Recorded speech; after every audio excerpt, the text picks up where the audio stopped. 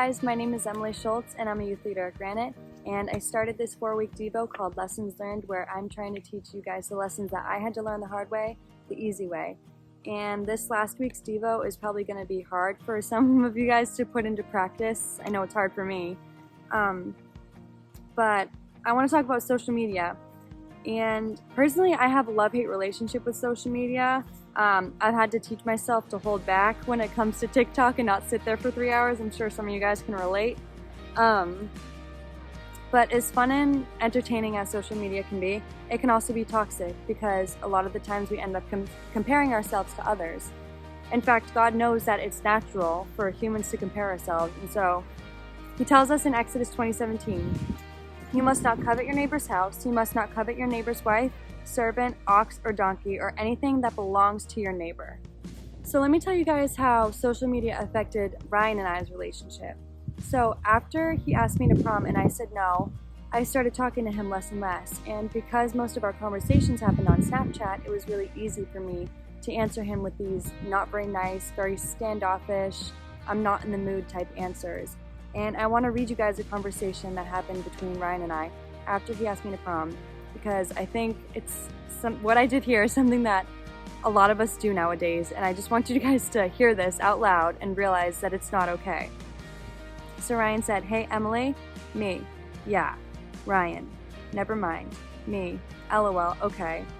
Ryan, "I was gonna ask if you wanted to do something sometime, but I know how busy you are, and I always wanted to ask in person, but was nervous, and now I can't, and it really stinks. It's fine, have a good day." Me, "Okay, you too." Ryan, "Sorry." Me, "It's okay." So first of all, I have no recollection of typing any of this, of even having this conversation, and that is so sad to me. Second of all, you guys heard at the end, Ryan apologized. He had nothing to apologize for, but the way I was talking to him made him feel like he had to apologize.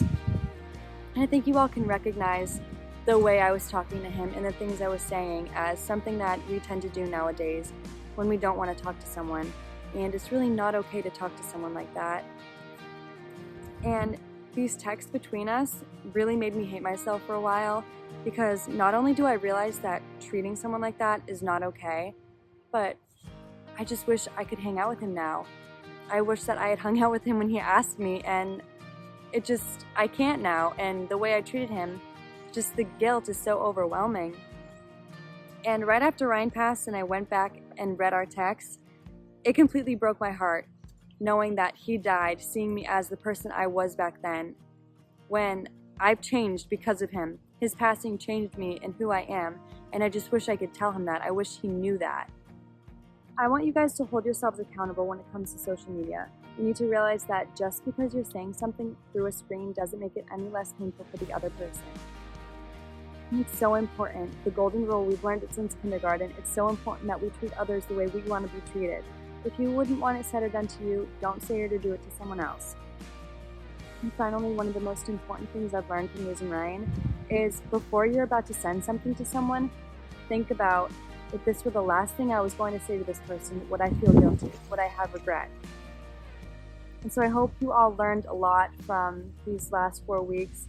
I hope that the things I went through were able to get to you guys and you were able to learn them easier than the way that I had to learn them.